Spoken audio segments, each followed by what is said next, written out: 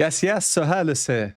Today we have a new artist to the channel, Marcin Tim, a neo-classical guitarist, a virtuoso who rose to fame after appearing on America's Got Talent. This song, Classical Dragon, has been suggested to me many times on my Polyphia videos because it's featuring Tim Henson, one of Polyphia's founding members. I do have a Polyphia playlist and I really recommend checking that out. In every video I've done on them, my brain has exploded. They are absolutely insane musicians, and I am told Marcin is of a similar caliber. Superhuman, guitar abilities, alien, all of these words have been used, so without further ado, let's get straight into it.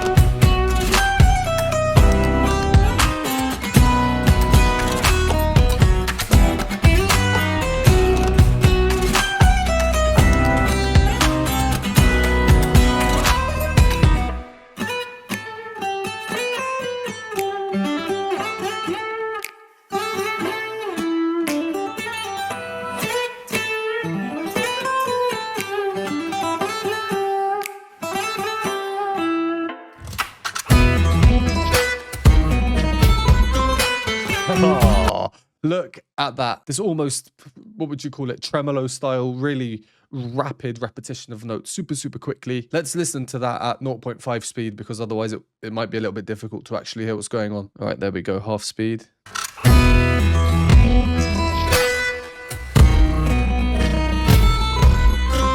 We can really hear the triplets there. 1, 2, 3, 1, 2, 3, da da da da da da. But at supersonic speed. So cool. I love the effect it creates there.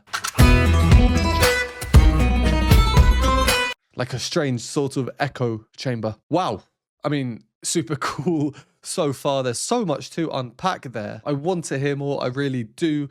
But there are just a few things that I would like to go over before we do that. We have not seen Tim Henson yet, but I'm sure that will come. And I can confirm that everyone's comment saying that Marcin is of a similar caliber. Yeah, I mean, it's just ridiculous. This is one of those things where I'm going to have to watch it many more times to really understand what I'm hearing. Anyway, a few things first. The main thing I want to point out right now while we've paused, I guess it would be the stylistic similarities to Polyphia. And I have some questions, but I'll ask them afterwards. So it's this muted sound effect at the start.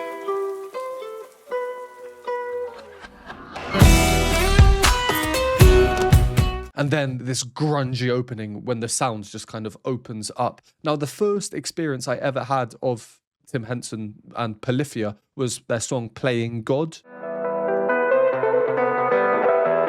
For copyright reasons, I can only show a few seconds at a time, but that's how it starts. And then shortly after the start, now, Playing God, I have probably listened to that hundreds of times now. I know it inside out. And this song, Classical Dragon, really does remind me of it. It's not just the opening. We are in the same key, for example, the key being E minor. But not only that, we're not just in the same key. Playing God has this chord progression. Classical Dragon has this chord progression.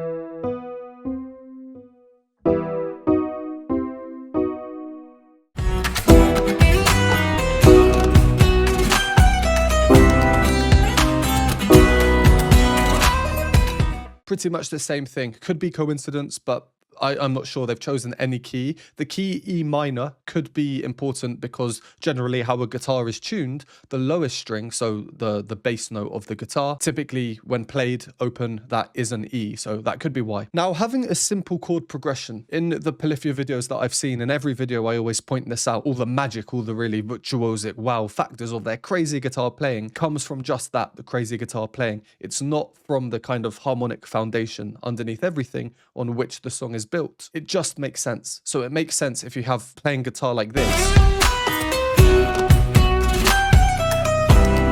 You don't need to have crazy chord progressions and all that kind of stuff. Keep the foundations, the fundamentals simple, and yeah, the magic comes from those fingers. So what's my point here that I'm making? I guess it's just for someone who loves playing God, which I do. I kind of went a bit crazy for it. This song here, with its obvious similarities, I'm not speculating as to why or if they're coincidental or not, but for someone like me who loves playing God, I am immediately hooked by this because it's like uncannily familiar in a weird way. So my question to you, if you know, please do let me know in the comments because I read every comment. So any other information that's useful, let me know. But my question, did Tim Henson have much of an input into this song's composition? Or is Marcin a huge Polyphia fan? Or is Tim a huge Marcin fan? Any and all information will be really useful because, yeah, it's just really cool to see. Okay, I've spoken a little bit longer than I wanted to, so let's carry on with the song. I've touched on the kind of overall harmonic structure that we've heard so far. Maybe in a bit, I'll try to comment on the actual playing style and what I think we're hearing. Because it's nuts, it's mental. And trust me, even if my face isn't like the whole time, I don't do that. I don't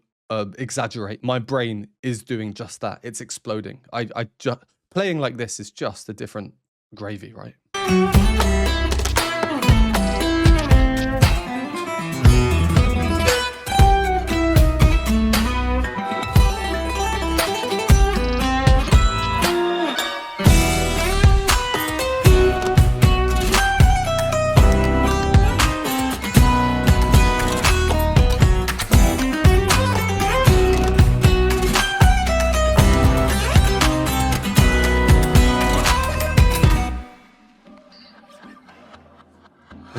There's Tim.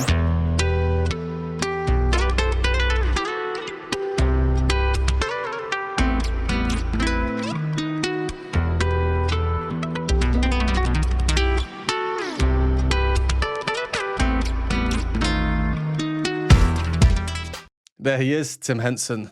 And again, the guitar playing. Wow. Where I've just paused, he did a super interesting chord change, deviation. Marcin did do it previously, but in a more subtle or restrained way. Here, it's really, really obvious. That chord we've just heard. What was that? Sorry.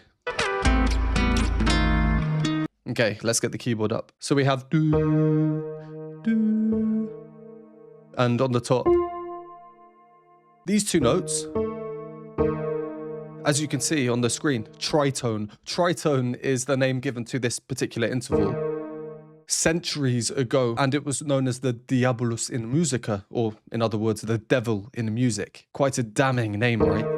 But listen to it. It makes you go, oh, it causes tension. And then the rest of the chord, if we move them all closer together, in the wider context, they're actually part of this B chord. But you move down the top two notes, and we can just hear it's a moment. It stands out and makes you go, ooh. The song so far, it's it's just crazy. It's just crazy. I really like what's the phrase I sometimes use? Organized chaos of the song's structure. For example, the texture, so how many instruments we're hearing at a time or sounds we're hearing at a time, where we move from a thicker texture, so we're hearing more, to a really reduced texture.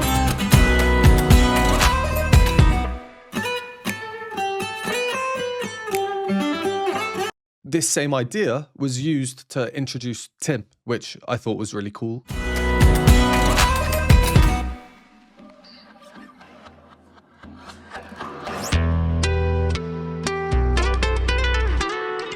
Lovely kind of micro syncopations in there. And the silences, because there's so much going on. When the silence happens, it just hooks us, right? It keeps us really, really engaged. And another example of the organized chaos. At so many points, we get the offbeats being stressed rather than the downbeats, the strong beats, or vice versa, emphasized either by the bass that we're hearing at the bottom, or the percussion or percussive elements, or both, or none.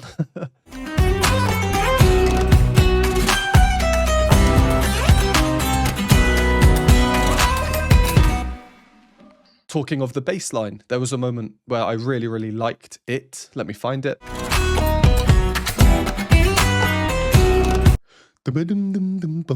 Listen out for that. I'll play it again, working in this contrary motion to the melody. So as the bass goes down, the melody kind of goes up.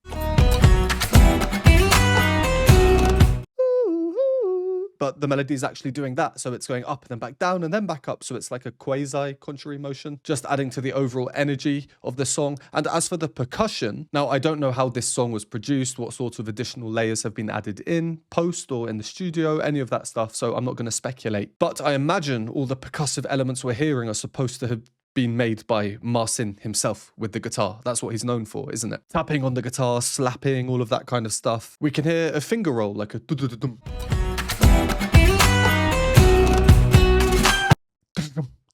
Just one of the literally many different types of percussive sounds we're hearing. All of these other sounds could be anything. You know, no normal person would be able to listen to this and just go, oh, there's that. I like a bit of mystery, to be honest, and I know when to concede. Building on this, there was another moment that I liked more towards the start with the clicks. Now, clicks, when they're used in a song, can be really catchy. When they're used well, I find them often one of the catchiest parts of songs. So I'll play a little bit, and we can hear a click first, but we don't see Marcin doing it. But then he stops, and then we actually see him giving a click.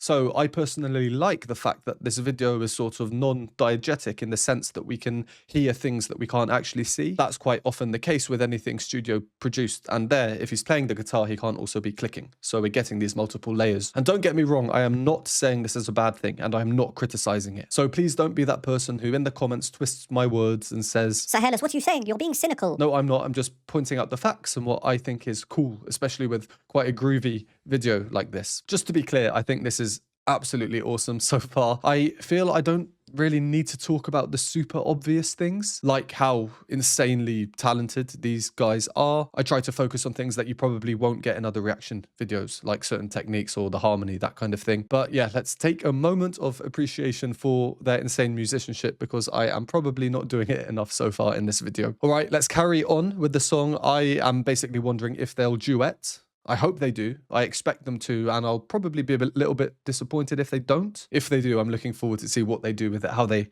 work off each other, that kind of thing. If you enjoy these videos or find them helpful, please consider supporting me. Patreon has a bunch of exclusive benefits, behind the scenes videos, additional reaction content, Q&A videos, and more. For a one-time donation, you can donate me a hot chocolate at the Buy Me a Coffee link, or become a YouTube member for these groovy emojis and membership badges. And a huge thank you to these lovely people on the screen now.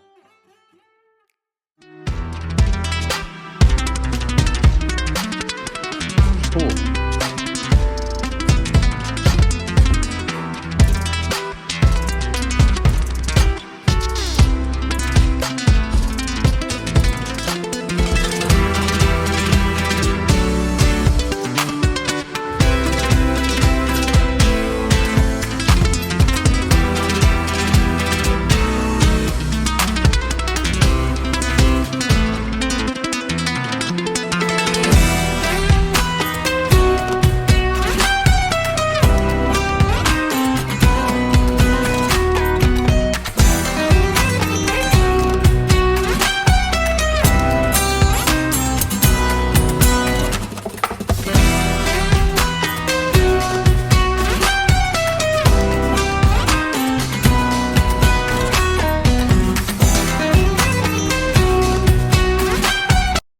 Oh, yeah, it's just crazy. It's crazy. You realize after listening a little bit how what I spoke about earlier, about there being a very simple harmonic foundation, 3 or 4 chords repeated over and over. I said it makes sense. It more than just makes sense, but it's really necessary for us to kind of feel a part of the music. I am using these chord movements essentially as a template in my mind, so I know what's coming and so I can feel part of the music. Does that make sense? It's much more easier to recognize the pattern of these repeating chords over and over than it is to listen out for their that's going on in their guitars, because no brain can really interpret this. Oh, okay. Let's talk about the video briefly before carrying on and finishing up. There's less than a minute left. So we're there now. I'm not sure if this is actually a place of worship. It kind of looks like it. But again, this is really reminding me of the Polyphia videos that I've seen so far. This duality of aesthetics. You have, you know, the kind of pure white backgrounds that we're getting here, and then you have the more formal settings such as here. Or here's another Polyphia video where they start in a church and then later on things have suddenly got a bit dark, you know, so this duality of light versus dark, but also just the general cinematic and aesthetic style with which the classical dragon video is made. I'm a fan of the Polyphia video, so I really like seeing this because I think they are stylistically quite similar.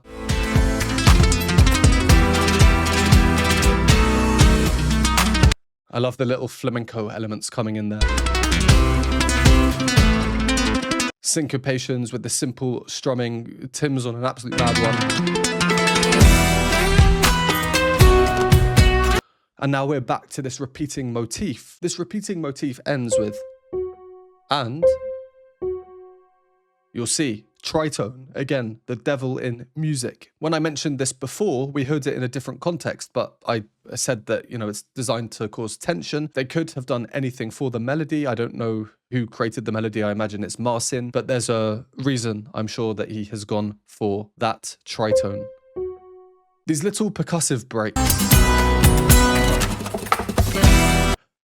I'd love to just watch a super HD, super slow-mo video of the hands moving there, because it kind of just sounds like a blur, doesn't it? Again, organized chaos. It's definitely not just someone randomly hitting things at 1,000,000 miles an hour. Yeah, too quick for my brain to comprehend anyway.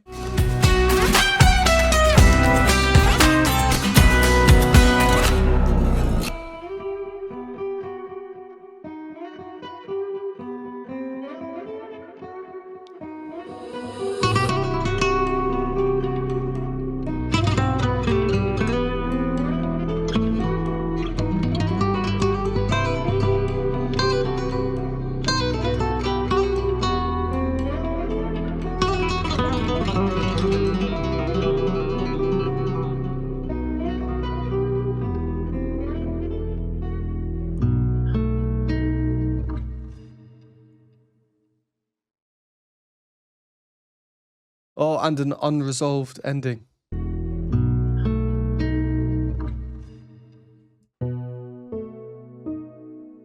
If we bring them closer together, that's called a dominant seventh chord, which then would usually resolve to, which is the root chord E minor. But no, we don't get the resolution. We're left with that. There's a little myth or a rumor, whatever you want to call it, that apparently Mozart's maid would play that chord on a piano and he had to resolve it and that would get him out of bed in the morning. Yeah, really cool song. I love the direction that the last whole section took, actually. Reduction and everything. They used the same motif that I was talking about with the tritone.